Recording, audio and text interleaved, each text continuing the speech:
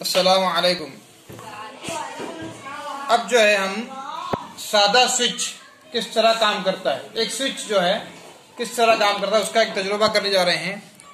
तो इसके लिए हमने 2 ड्राइंग पिन, एक सेफ्टी पिन, 3 वायर के टुकड़े, एक सेल और एक बल्ब लिया है। ठीक है, अब हम सेफ्टी पिन के एक सिरे को वायर के एक सिरे से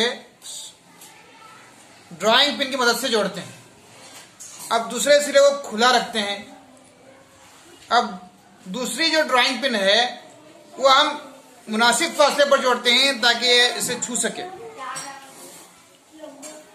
और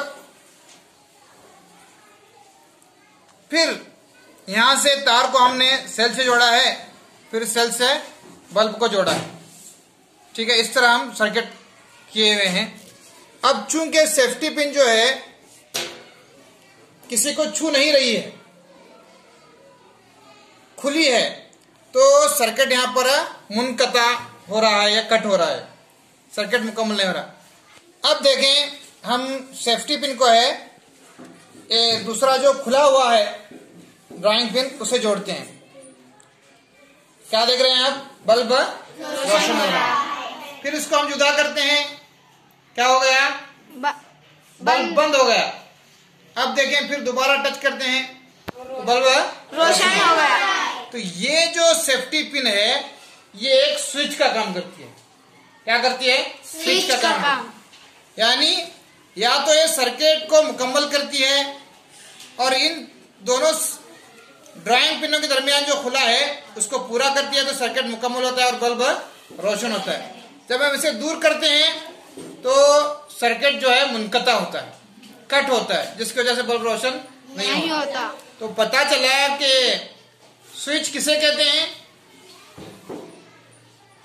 वो चीज जो या तो सर्किट को मुकम्मल करती है या मुनकता करती है। ऐसे आले को हम क्या कहेंगे, स्विच।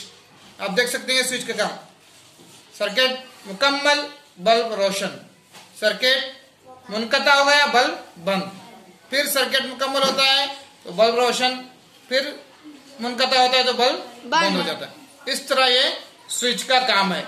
इसी उसूल पर जो है तमाम जो हमारे घरों में स्विच इस्तेमाल होते हैं वो इसी उसूल पर काम करते हैं।